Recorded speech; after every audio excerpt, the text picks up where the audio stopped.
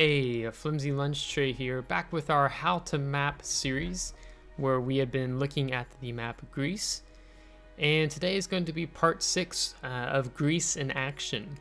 In part 1, we gave an overview of the map Greece and showing the island characteristics, the layout of the map. In parts 2, 3, 4, and 5, we looked at aircraft carriers, we looked at battleships, we looked at cruisers, and we looked at destroyers.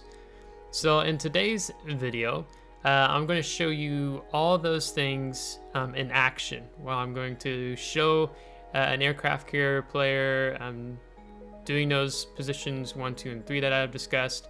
We're going to look at battleships. We're going to look at cruisers, destroyers, all primarily, it is mostly all my game footage, outside of highlighting the teammate, Nordic Lightning, from the Shoot clan for aircraft carriers, because he actually does all 3 positions in one battle, and I think that is so fantastic when it comes to this map in particular. So starting off here, carriers.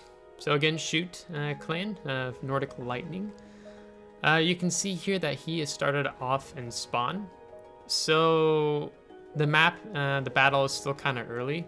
And so right now he's sitting here, and sometimes aircraft carrier players will do this where they'll sit in spawn and then they'll figure out what do the flanks look like before they decide which island, the second position, those 2 islands you see in the bottom right and left corner. And so some time has passed. And we've seen that he's actually chosen to go to the right flank. So he's gone to this right island, and where he has his carrier at, there's a pretty large chunk of island it comes up, and so that's going to protect him from being spotted, but he's not too far forward. For example, if there's an enemy destroyer pushing in on him. So he's positioned himself there for the time being. You can see that our hipper is moving up to Bravo at this point in time, as I'm dealing with a hipper right now myself on the enemy team. And then as the battle has passed, it's just myself and a Lexington player now with the enemy CV player. He's actually moving his carrier up. He's moving it along CB line because that means a shorter interval time for his flight squadrons, making him very effective with spotting the enemy CV for myself and getting some strikes in for himself as well. So illustrating all positions here, 1, 2, and 3 is Nordic Lightning. So really great job there. Going into battleships, we're going to start off here, also on this side of the map, which seems to be most of the times where I spawn as a player.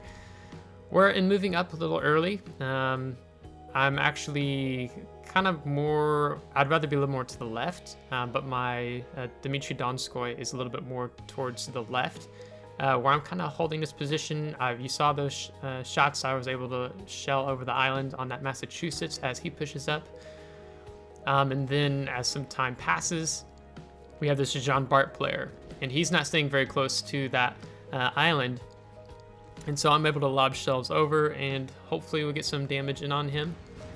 Yeah, about 5,000. And then we have this Jean Bart player who's pushing up, right? So this Jean Bart player is putting him in a really bad position. One is because our Alsace was putting pressure on the side. But he's pushed up where he's got a DD shelling from the side. They're also Ortland. He's got myself shooting at him. He's got the Morgador pushing up with him. So he's really not in a good position as he eats multiple torpedoes there. So then he decides, he tried to avoid torpedoes, and now he's showing me too much side, and so we're going to be able to punish him for that. So that's a danger if you move up in these channels, if it's too early, just because there's so much crossfire. It's not a really good map for battleships. It's more of sniping and sitting in the back per se. And then some more time passes, and we have the same Jean Bart player we fired at a little bit ago. He's moved up, and again, as I've talked about, if you're going to push up in a situation like this, you need to hug that island. So if you don't hug the island, then it can lob shells over and do damage to you like that. So we're just being able to punish these battleship players because they're not staying very close to the islands. And so that's working to our advantage, where I'm kind of popping the M map key to just get a better idea of where exactly he's at, and getting some nice side shots in. And again, we've chucked him. He's almost dead, but he's going to heal up here. because the hipper on our team is keeping him distracted. So the Jean Bart player does it, as he begins to heal, like now he's come up too far forward, right? So now he's opening himself in a bad position where I think RNG favors him on this entire salvo. It's all gonna miss if my memory serves correctly. Yeah, all miss. But that's one, or he's illustrated two things. One, he didn't stick close enough to the island, allowing us to lob shells over the island. Two, he's pushed up too far, which is allowing me to get these nice broadside shells into him. And we've warned against that, right? Here's a Jean Bart player making that mistake.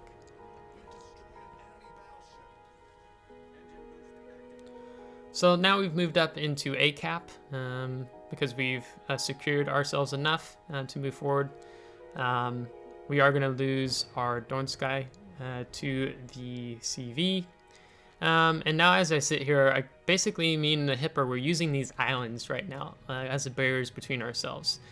So I'm looking to punish him. He's probably looking to get some HE shells in on me, using the aircraft carrier advantage of spotting me, where I'm not able to spot him over the island right now. And there he is, spotted. And so me and him are going to engage in this battle.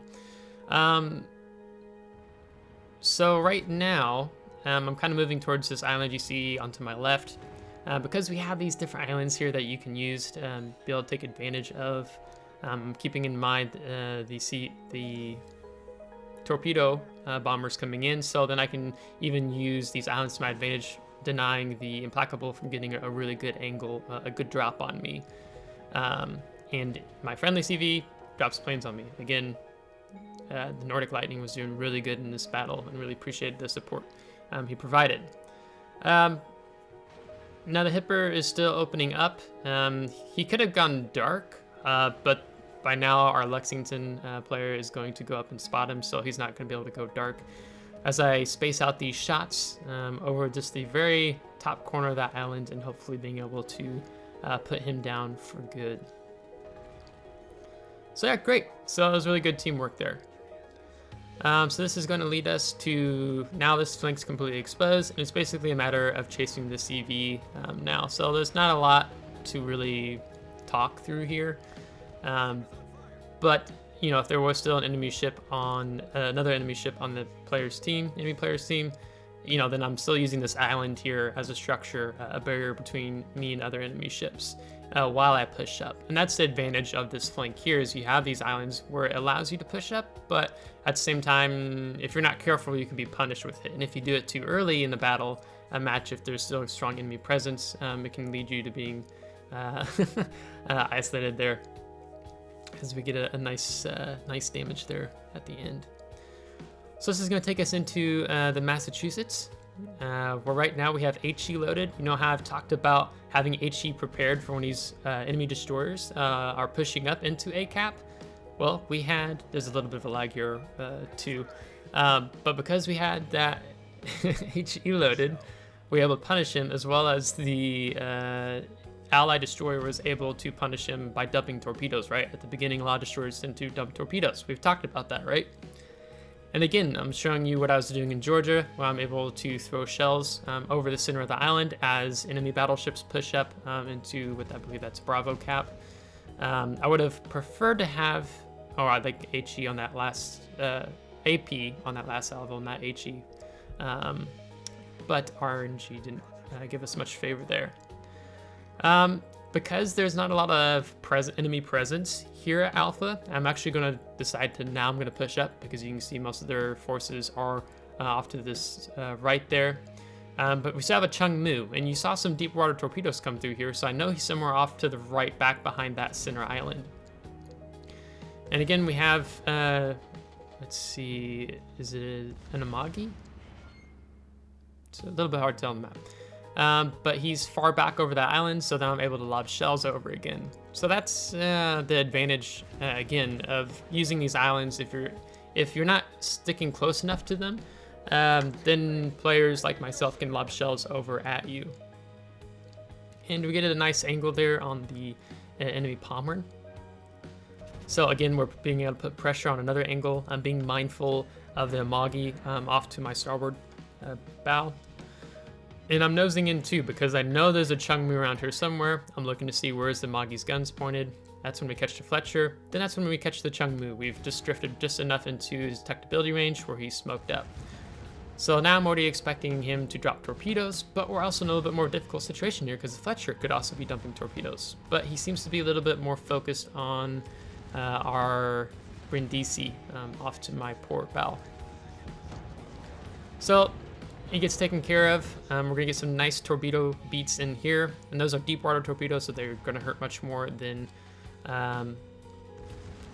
regular surface torpedoes would.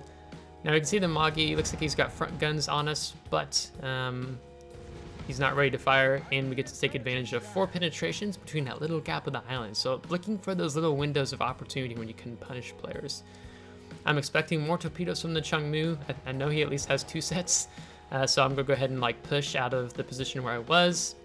And I'm kind of using priority target to see the numbers flip back and forth. And then there's the next set of torpedoes. And now we successfully avoided them as we continue to push up further. And the Moggy's died, which has allowed us to push up even further like this with this Palmerin. Now Palmerin has torpedoes that he can dump that are up to 6 kilometers in distance. And because of that, I'm pushing towards this island. I'm putting this island between myself and the Palmerin. Then I don't have to worry about the torpedo threat. Because our team's doing really good, we've only lost 1 ship. They've lost several of theirs already, 5. So it's no point for me just kind of needlessly just yellow in because it's a Palmerin. Palmerin could do that much. If the roles were reversed and I was a Palmerin and he was in Massachusetts, I would definitely be pushing in. But we're kind of sitting here. We got this nice slant on this island where I've gone down the turret view trying to see if we can lob some shells over here. And we are actually going to be able to do that with the first turret, but the second turret is mostly going to hit that second to the rock there since the turret sits a little bit farther behind, of course. Yeah.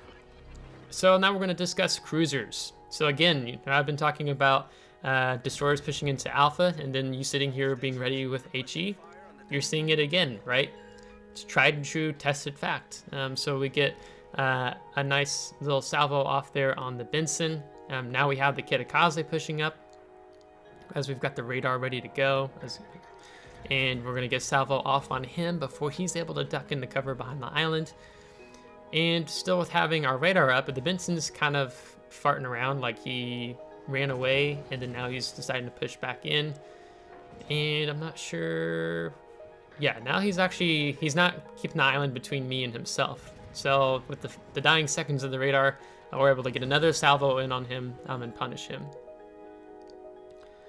Here's the position illustrated in the Baltimore of sitting here. I'm just being patient. I'm watching, waiting for A to be contested. As soon as our cap progress is halted, I pop my radar. There's a Fletcher. We've got HE loaded, and with Baltimore, we can get 2 salvos off. So we get a 37, almost 3,700 salvo off there on the Fletcher, and pop shells again. Get another salvo, 2,700. And we pop hydroacoustic search just to help our allied destroyer out. So that's while that's going down. Also backing up here and able to use this back slant of the island to lob shells over. Now to be really careful here because in this map you can see the positioning is already really bad. All of our battleships are going to our flank, which is very bad. And that means that our right flank is going to collapse because that's where the enemy team's strongest at. And depending on how our battleships react is going to be the deciding factor.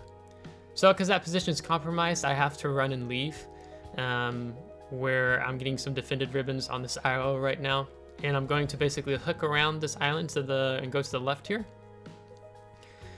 And because I want to get the island between myself, also that turret's further back, as basically our battleships are just chasing the Musashi up into the corner right now. I was deciding whether or not I wanted to shoot here as I'm about to go dark, and then I decided to go ahead and shoot again to get another defended ribbon. Now, I was a little too tunnel visioned here, and the Musashi player he's actually looking at me, and he's going to chunk me for a significant amount of damage. Because I'm showing him broadside, and I'm like, well, I have 3 ships between me and him. I should be okay. Yeah, that's the bad part. Don't make assumptions. So we're trying to hold on to C as long as possible and being able to reset it, but eventually we do lose it.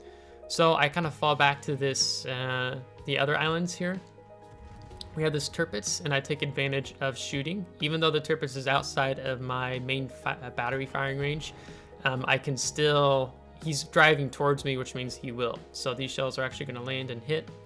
You get a little free damage there, undetected, which also tells me when I fired that the enemy destroyer wasn't close enough to see me. I popped radar, seeing if the enemy destroyer was going to push in. He's still not shown up. I get the engines going, we get another salvo off. Again, as we continue to kind of fall back, we've lost A. Unfortunately, there's really nothing we can do in this position with our health pool, with Tirpitz pushing in.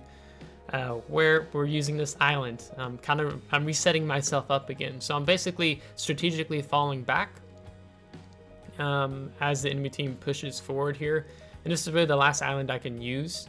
And then the game's going to end and the enemy team's going to win in this match. Here's one in Worcester, where we're pushing up and we're able to lob some shells over the islands here with our high shell arc.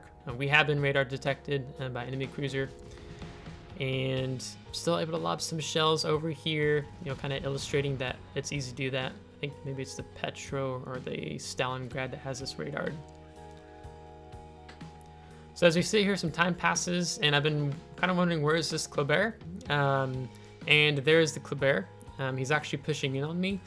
As we've discussed, that sometimes destroyer players like to YOLO rush you, and I'm being detected hardcore spotted, so it tells me the Holland is also moved from the opposite side of A, and so I'm also expecting some Holland torpedoes potentially coming as there. Now you see the Holland.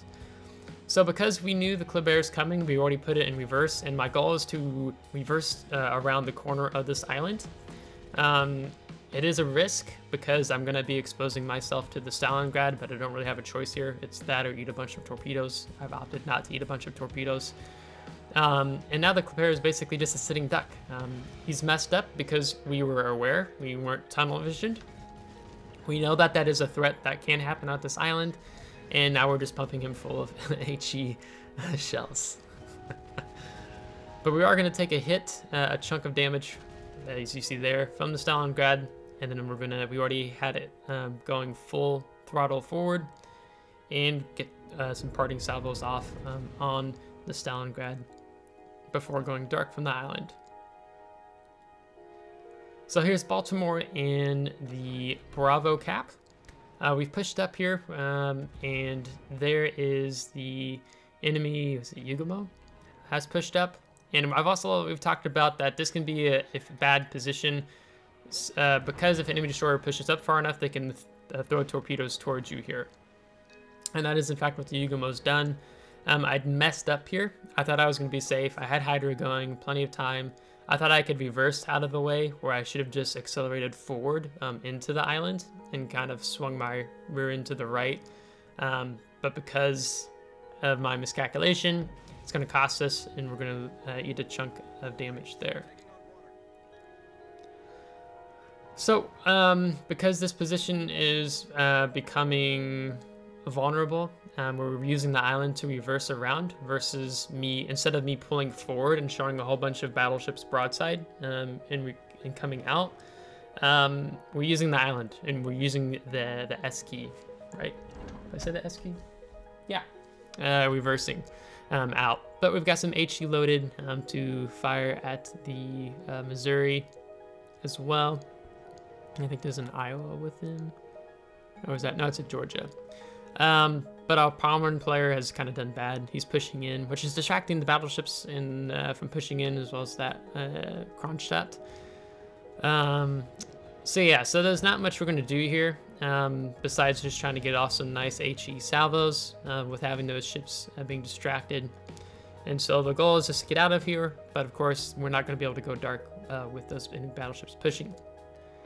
So something a little bit different in Neptune. So we're dumping some preemptive torps. I've been detected. My priority target jumps up to 5. We're going to turn out, and then we're going to pop smoke because it's bad for me to... It'd be bad for me just to freeze and just slow down broadside and smoke up. It'd probably result in me being death strike. But because we kind of made that pre-decision of what happens, then we're able to effectively slip out And we're going to slow down, but it's going to be a little bit outside of our smoke screen.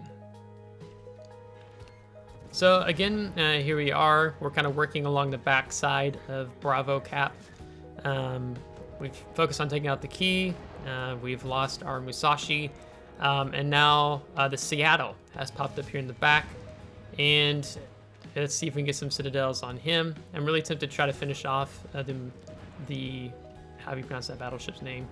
But decide now is the time, because he is going to be pushing into my smoke fire penalty range. So we get rid of him. Our teammate in the Massachusetts does. And we're going to keep popping more shells on the Seattle. And that's the bad part for the Seattle, because he's just kind of sitting out there between those two islands in the way, and there's really nothing he can do, which, spoiler alert, resulted in his death.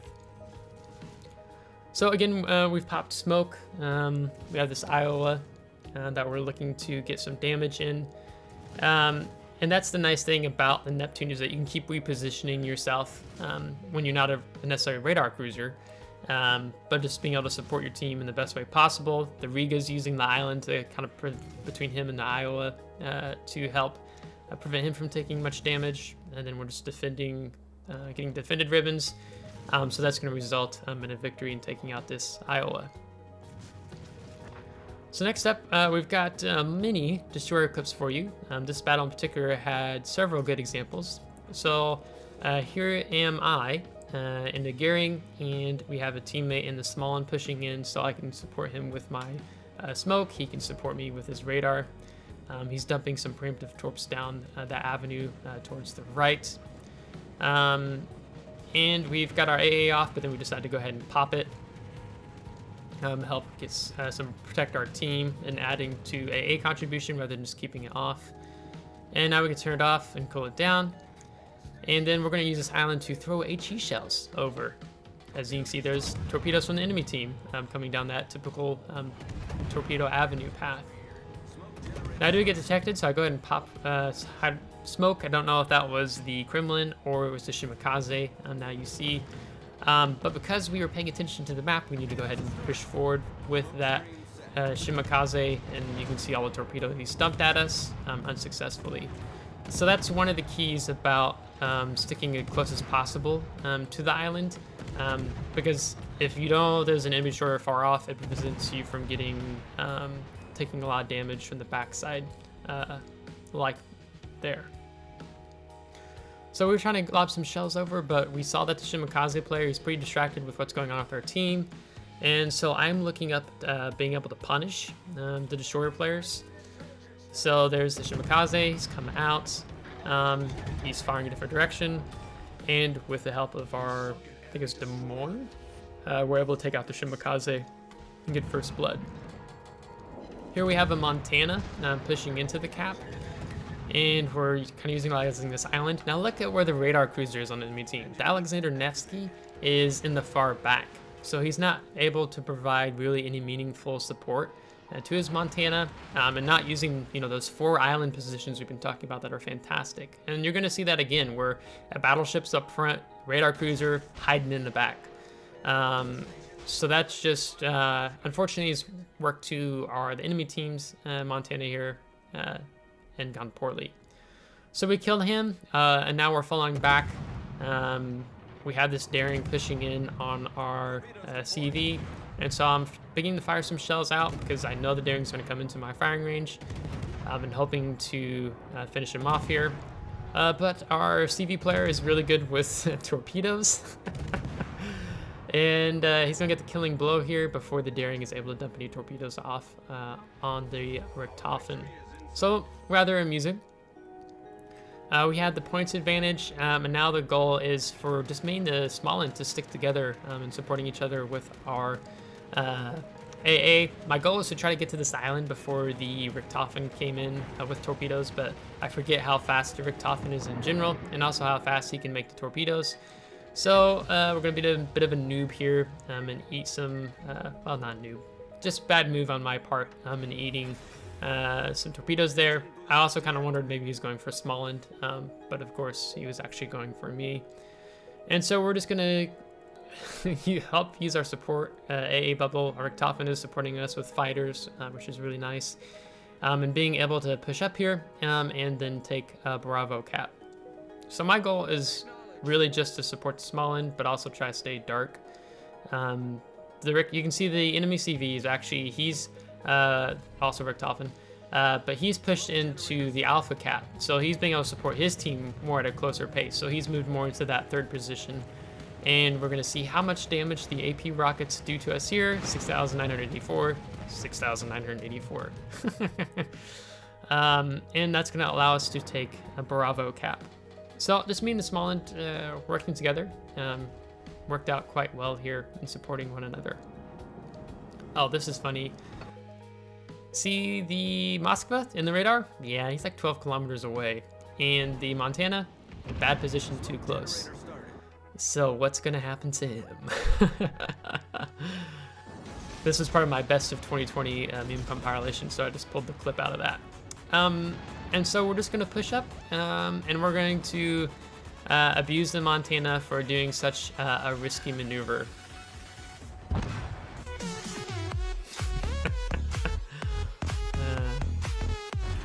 It's a good meme. It's a good meme. So again, the radar cruiser not supporting his teammate. Here we are in a gearing again. Oh, this is a bad example. We've pushed in trying to utilize this island. I couldn't get the small end player to go more wide. He kept shadowing me ever since spawn. And so he's going to take a lot of damage here because we're going up against two small ends. I've gone and popped some smoke for him, but of course we're dealing with small ends, so they have radar, and they're trying to focus on him. So this is a misplay. Even when I slowed down, the small end player would slow down. When I'd speed up, he would speed up. So he was just shadowing me, and it doesn't really work well. Like we've talked about how you're splitting up, and we're more effective, and you see that the two small ends on the enemy team, they've split up, and we just basically drove right into a crossfire right there. The small end player is pushing in. He's more looking at the smoke. I've repositioned, so I'll kind of get the jump on him here. This small end player was really good. You can just tell by battling him. So we go ahead and we're going to nose in. We're going to present more of a smaller target. It means we're going to take less damage. The small end, he's showing us full broadside. I'm kind of expecting maybe he's dumping some torpedoes. Not really sure what to expect. But it's going to be, we're going to struggle a little bit with these last salvos to get the damage in on him. And he's done what he's supposed to have done because the other small end is actually pushing up on me right now. And I'm actually going to die shortly right after this. As I try to use this island to my advantage, and I should have just got out of there, but I stayed too long and I died. Here we're dumping some preemptive torps and we get detected. The Fletcher on the enemy team spots me, and so he instantly slows down and smokes up. I smoke up too because it's not good for me to be detected at the start of the battle, as I was kind of going wide here. We take some damage, and then we're able to blind fire the smoke screen. So now the point here is to just to stay nose in, let our two front guns do damage. You can still, we're still getting hits on, and we're gonna kill him. Yeah. So a lot of destroyers will hang out around that central island. So that's something you have to be aware of. And so we were able to prepare ourselves and have a lot of torpedo beats here. So that's telling me that the Shimakaze player is also not too far away. So we have this Gross Curse first pushing in with us with this 6 kilometer hydro. So I decided it's best to bail. And then we're going to spot the Shimakaze just over 4 kilometers away. And so we're going to open up on him. And he's got that hard-hitting IJN HE shells, Imperial Japanese Navy. But we also took a salvo there, I think, from the Gross Curse. And because the Gross Curse has me hydro detected, I'm not able to go dark here, even though I have an island between me and the Gross Curse and the Bourgogne. And the Bourgogne is also going to be able to get a salvo in on me before we're able to get outside of the Gross Curse hydroacoustic range. I could have reversed in the smoke screen, but the Gross Curse was being rather aggressive and pushing in. So the Gross Curse player has gone down. We've repositioned ourselves further away. I like to use this island as a fallback point when I'm a destroyer and I'm on low health. And the Shimakaze player has spotted me. If he would have shot me sooner, I'm pretty sure he could have actually killed me. and I just dumped some torps, and we're gonna fall back. I stayed dark there because I didn't want to take a blind shot from the Shimakaze player. And again, we're going to nose in, and that's kind of the advantage of being able to use the island off to my left. It's that fallback point I've been talking about as a destroyer player, and it helps mitigate any potential damage that you may take if a destroyer suddenly surprises you. So that we're able to effectively use that well. And you can see I've got I think a Conqueror and a Yamato near me, so I've got support. I didn't just retreat to a place that's not safe for me, and I'm providing screening for them. Same battle, you can see my health is extremely low. I've basically been running from the Stalingrad, doing my best to try to stay outside that 12-kilometer range. And this is the advantage here in Greece. I get to use these islands. If the Stalingrad does pop his radar, I have these islands between me and him, which means I'm likely not to die as we're about to win. And before I went dark, or behind those islands, I was able to dump some torpedoes off, and we got 3 off on the Stalingrad, and getting a little more damage in before this battle finishes up in closing. So that's the advantage of these islands when you're being pushed as a destroyer, and you're trying to stay outside of that radar range, but still stay in the battle with your torpedoes. Here we're in Cossack. Back at A cap, I'm getting more in a kiting position because the Pomeran's pushing. So there's a Yugamo on the other side, a Jean Bart, and a Neptune. Yeah, and because Pomeran has that 6-kilometer hydroacoustic search range, I'm trying to stay a little bit more edged out from that 6-kilometer range. And trying to get effective damage on him because he needs to go, because he's going to pose the threat to us here in the cap. And yeah, so we're putting more fire, and there's the hydroacoustic search. We've entered the range and we're detected. There's 2 things I could have done. I could have gone out of the cap, but I didn't really want to give up contesting the cap. So we're actually going to push back in, and we're going to use this larger portion that comes up higher to the left to keep us safe. So some time progresses, and the enemy team has been able to effectively keep pushing us. The Pomeran hydroacoustic search range lasts so long, I had to fall back. So we're able to fall back here, trying to do our best to support the Riga player. The Pomeran's really using the island there in the center. So as you watch these things, don't only watch what I'm doing, but also what maybe team players are doing or enemy team players are doing.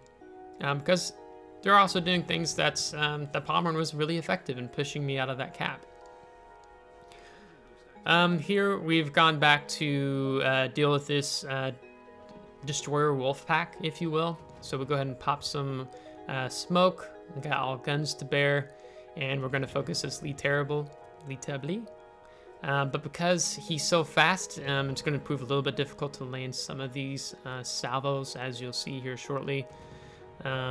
Still not giving enough lead for him. But in falling back here, we're being conscious that I didn't want these destroyers to push in behind my Musashi player and taking him out. So we're trying to be a buffer zone between him and these 2 destroyers, because we can see that I think it's the Kagero is down in the center of the map with our Riga. And we have our hydroacoustic search going, but I was expecting torpedoes, and so we leave. Now, maybe slightly a bit of a misplay. I could have waited a little bit before I kind of nose back in, but I'm also depending on the quick smoke cooldown, and so we focus on this Yugamo player first. So that's when you're dealing with an enemy destroyer wolf pack, it's important to make sure that there is some sort of buffer zone. I think there was a Kitakaze player with me earlier.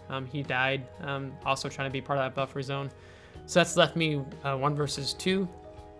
Because it's easy for destroyer players to just push through Bravo, push through Charlie, and come in on you, or vice versa.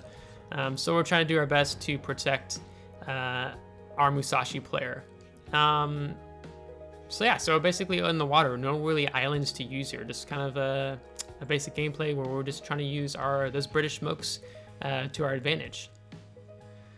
Now at the closing of the battle, it's important to focus on capping, because ideally the Kagero makes a huge mistake here, like huge. His team's ahead. You know, we have just over, I can't tell what the timer is, but he can just go dark and just be torpedoing a Musashi player, the Keiji Moose. He's a really cool guy. He could be torpedoing him from distance, from range. My goal is to try to move through Charlie, move through Bravo, and capping them. As I check in with the Musashi player to make sure he has HE loaded, which he very much does. Sometimes you never know. But he's playing it well there because he also needs to contest the cap, but he's also expecting maybe some torpedoes because it looks like he was detected. And there's the Kagero. Tier A destroyer with like superb concealment of like 5.4, 5, 6, something like that. And he gets detected by Musashi. So don't be that guy. So in closing, I hope these clips of Greece in action have helped you, whether you're an aircraft player, battleship player, cruiser player, destroyer player, or all of the above, of how to be able to utilize the islands, to utilize the cap layout to your advantage and being able to come out on top here. So, and this is being the first map that we've done in the How to Map series. I've not decided on which map series we're going to start next, or which map we're going to start on. That will be coming on Monday. So make sure to tune in to catch that one. And let me know what you think of the How to Map series of having 6 parts, as we've done so far here on the channel, as I'd appreciate your feedback and thoughts. If you liked what you saw, feel free to subscribe if you're not subscribed. If you already were subscribed, thanks so much, really appreciate it. If you liked the video, give it a thumbs up. If you didn't, give it a thumbs down. So until next time, take care.